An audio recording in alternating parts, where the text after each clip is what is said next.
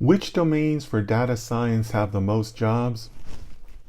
Bad question. This is a bad question for two separate reasons. One, don't chase a domain just because of the jobs. Chase the domain because maybe you find it interesting or it kind of excites you in some way. If you end up in a domain that you really don't like, that's just going to make you miserable. That's just a recipe for you to burn out by the time you're 40. So don't do that to yourself. Pick a domain that you find interesting. Second reason why this is a bad question is a good data scientist doesn't care about the domain they're in. In fact, the best data scientists want to be completely ignorant of the domain that they're in.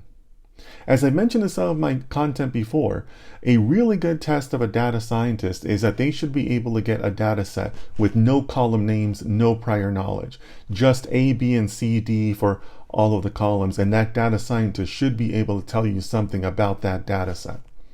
It doesn't matter what the data is, what domain it came from, what company it came from, who cares? So that's the type of attitude I have found in my experience to be helpful, to be able to work in any domain, to be able to work with any kind of data, and at least be in some industry or some company that you find inherently interesting. Otherwise, you're just going to burn yourself out. Don't do that to yourself.